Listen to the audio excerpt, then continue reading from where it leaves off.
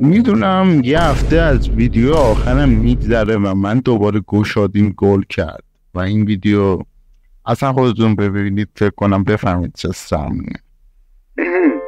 سلام به همه برنامه‌نویسای درجه یک و پور سگای نیمه و به عنوان یه پنج پرداز وظیفه دارم تا شما رو با وبسایت‌های آشنا کنم که نه تنها به درد ما ایرانی‌ها میخوره بلکه حسابی هم سرگرمتون میکنم.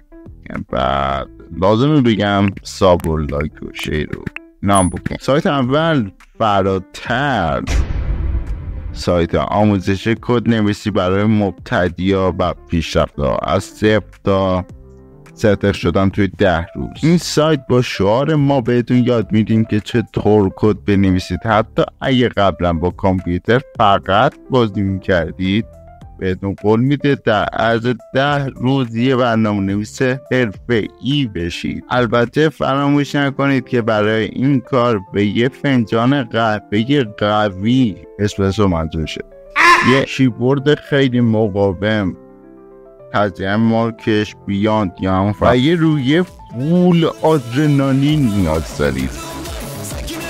انجمن پرسش پاسخ برنامه‌نویسان. کجا سوالتو بپرسید تا یه عالم جواب اشتباه بگیری. یه انجمن مکانی عالی برای پرسیدن سوالات پیچیده و دریافت جوابهای ساده ولی گمراه کننده.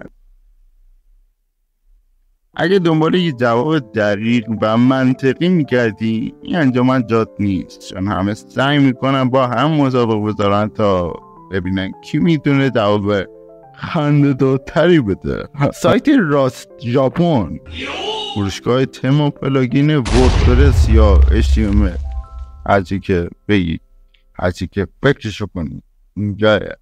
حتی تم وردپرس با طرح قلیون. این فروشگاه بهشت برنامه‌نویسایی که دنبال تم و پلاگین های خاص و منحصر به فرد. اینجا میتونی هر چی که بخواید رو پیدا کنی، از تم‌های با طرح سنتی ایرانی گرفته تا پلاگین هایی که به وبسایتتون قابلیت های عجیب و غریب میدن، مثل پخش موزیک زنده یا نمایش فال روزانه.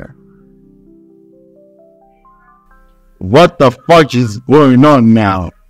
الان سر زختم بینو سندوان پج. یه شب در پادگان پاس بخش بودم، نازی همدم من، همه در خواب و من بیدار بودم، نازی همدم من، تفنگم را نهادم بر لب